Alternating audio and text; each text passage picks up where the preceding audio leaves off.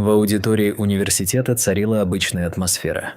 Студенты переговаривались, обсуждая предстоящий экзамен, шутя о сложных темах, которые им предстояло изучить. Преподаватели готовились к лекции, раздавали распечатки и обсуждали результаты тестов. Но среди этого привычного хаоса неожиданно в двери влетел бездомный мужчина.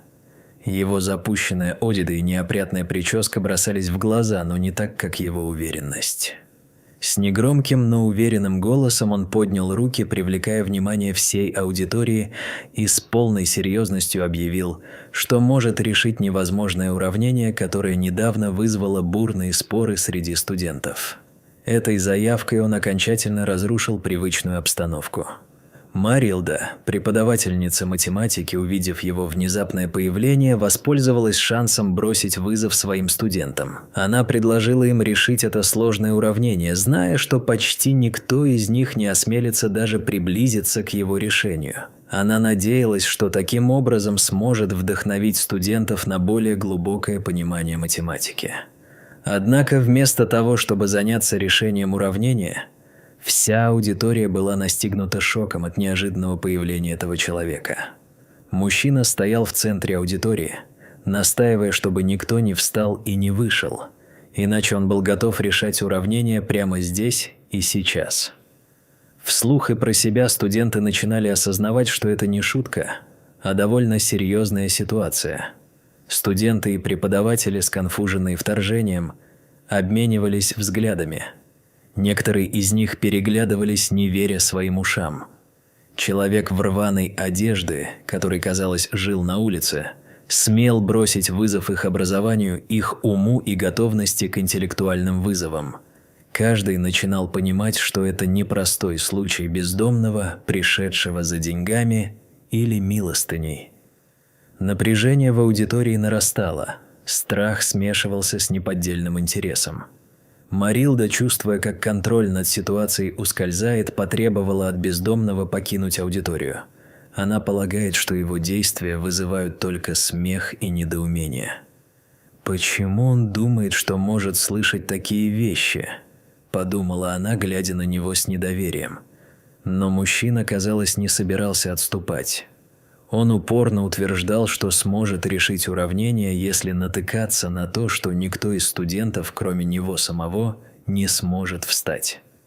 В этот момент в аудитории некоторые студенты начали шептать друг другу, указывая на него, словно он был не более чем актером в комедии.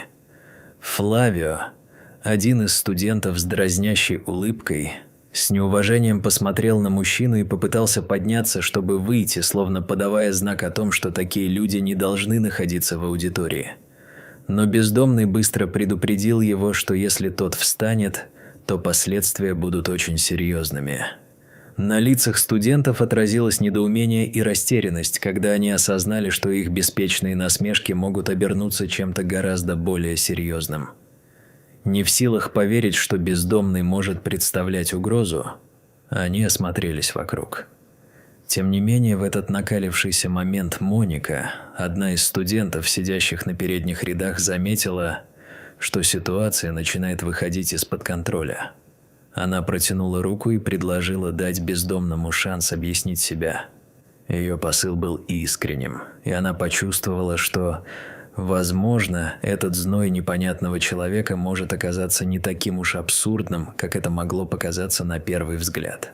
Марилда, сделав паузу и взглянув на студентов, все же согласилась, решив, что стоит узнать, что же за странный посетитель пришел в их аудиторию. Мужчина, воспользовавшись моментом, заявил аудитории, что любой, кто встанет, умрет. В ответ на это вся аудитория отреагировала насмешками и с недоверием. Что-то заставляло студентов задуматься о серьезности его слов. Хотя они не верили в эти угрозы, некоторые начали испытывать легкий страх. Бездомный не терял уверенности и предложил аудитории свою версию – решение уравнения, чтобы доказать свою способность и компетентность.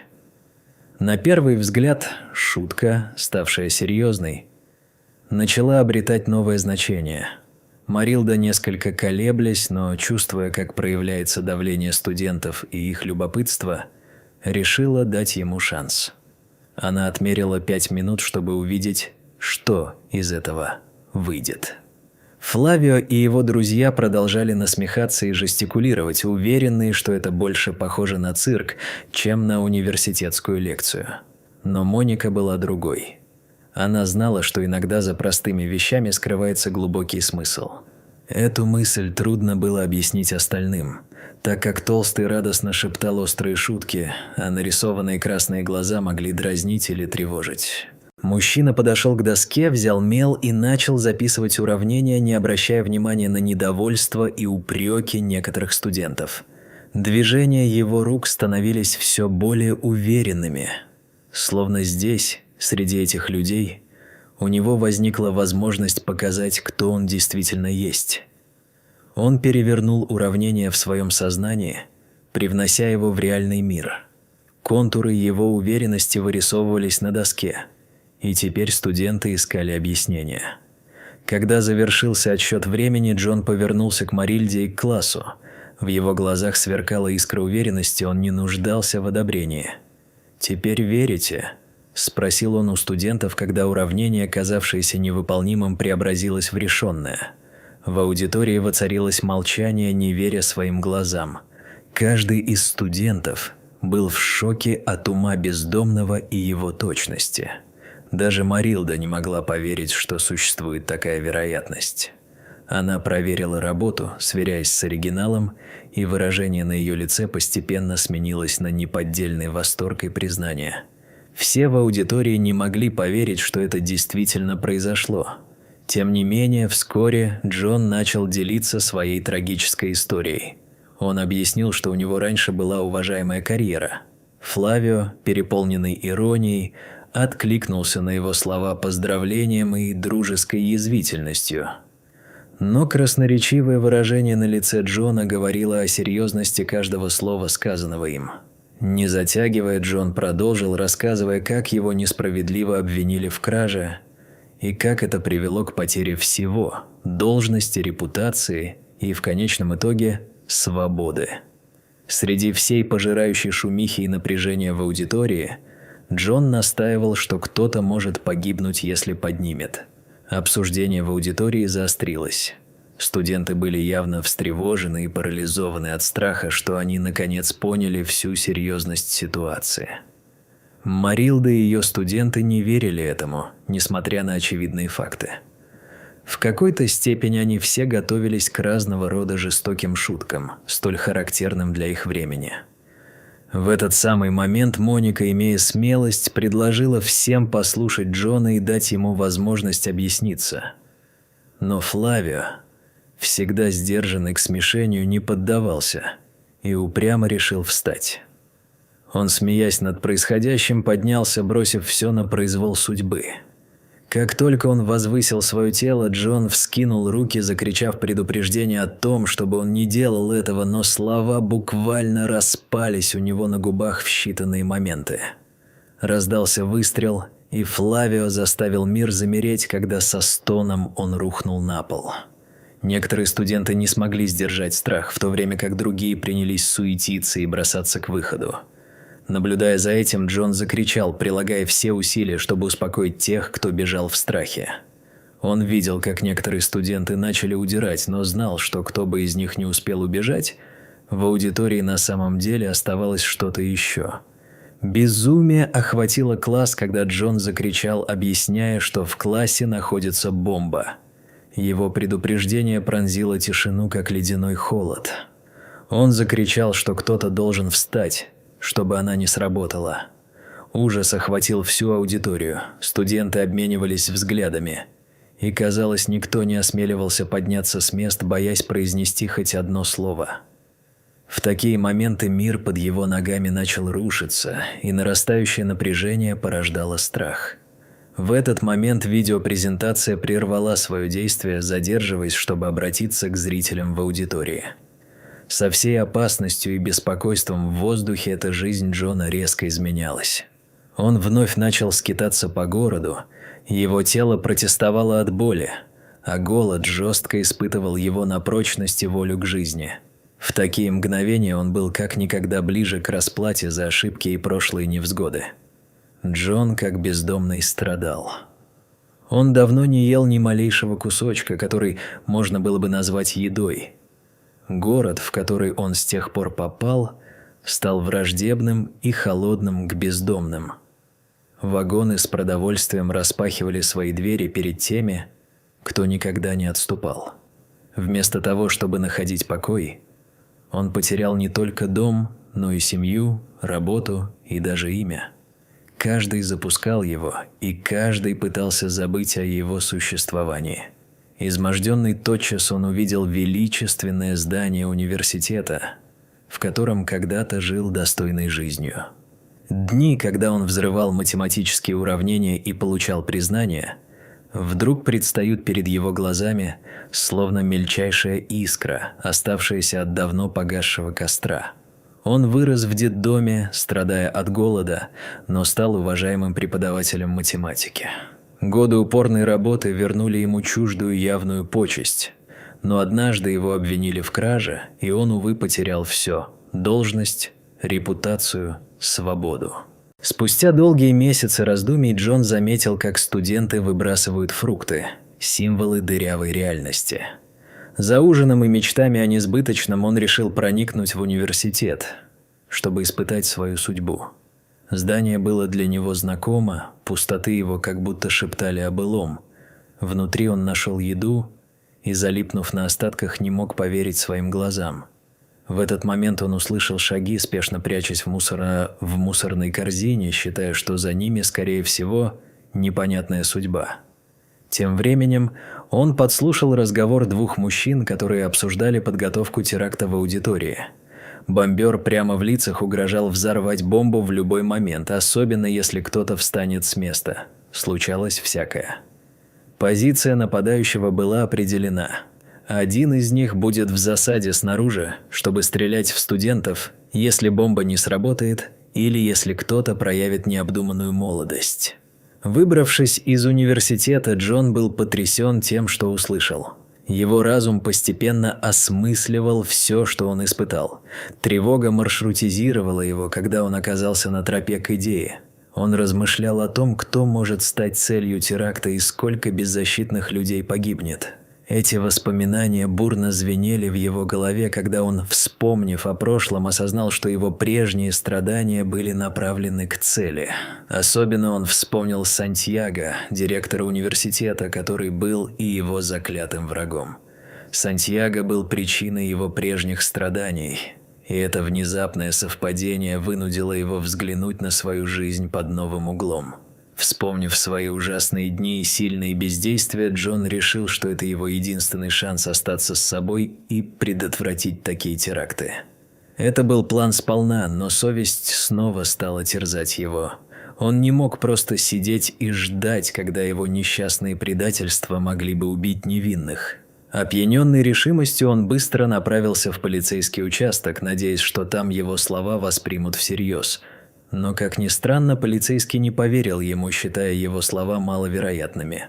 Вместо того, чтобы помочь, он подверг его факту и ставил под сомнение каждое слово. Джон почувствовал себя еще более отвергнутым, ибо выборка и желание теперь только мечты. Надежды ушли, но он все равно предварительно решил пойти к Сантьяго, чтобы предупредить его о готовящемся теракте. Приближаясь к дому Сантьяго, его выгнали охранники, и как только он собрался, он почувствовал растерянность. Он боролся и не оставлял мысли, что судьба отталкивала его от жизни, но в конце концов все же решил вернуться в университет на следующее утро, чтобы предупредить Марильду. На этот раз он был полон решимости и понимал, что другие жизни проще не угрожают. Когда он пришел к аудитории на утро, Джон волнение подскочило. Он рассказал Марильде и ее студентам о бомбе, планируемой в аудитории. Все пришло в волнение. Моника, одна из студентов и дочь Сантьяго, решив предположить себя под давлением плана, призналась, что она имеет некоторые связи с подготовкой теракта. Ее глаза светились страстью. В тот момент Флавио был не только в растерянности, но и обвинил ее, предвосхищая множество негативных вещей. Однако Джон, не раздумывая, встал на защиту Моники и выразил, что она не виновата. Она могла бы быть лишь заложницей ситуации. Паника воцарилась, когда Марильда встала и присутствовала всем, требуя объединиться, чтобы выжить. В этот момент снайпер Тимоте продолжал отталкиваться от слухов о том, что они сделают с аудиторией. Из-за растирания и общественного вопроса Сантьяго совершенно случайно входит в аудиторию с несмешанным смехом. Его лицо выражало злобную иронию.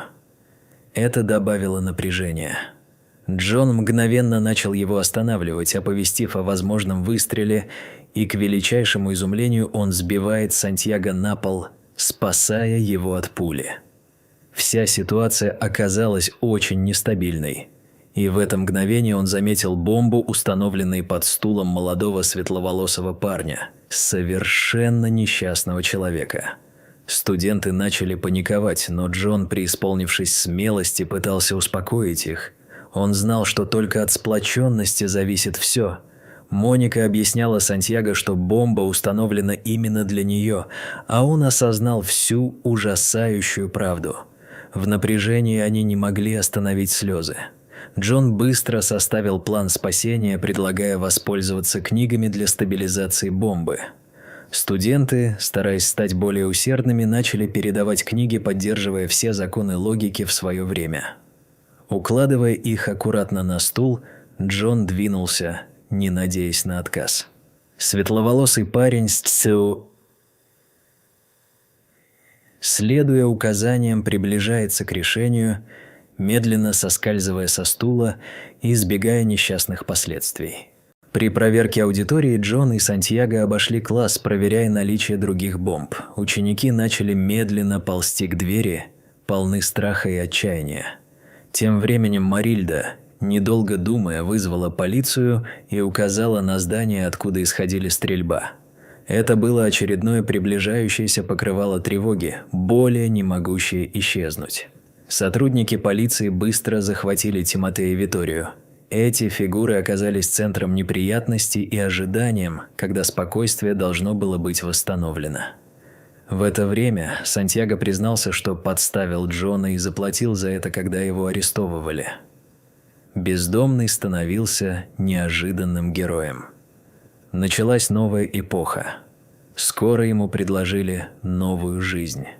Джону было отказано в должности директора школы. Рядом с ним, за его стараниями и настойчивостью, снова стоит Марильда, их связь становилась все прочнее, приближаясь к отношениям на своем уровне. Теперь они оба оказались нажавшими веселье, чтобы достичь новой жизни, полной уверенности и успехов. В своих новых заданиях было много возможностей, и он продемонстрировал остальным, что величие человека не умирает от несправедливости. Оно может лишь преобразиться в более красивую форму.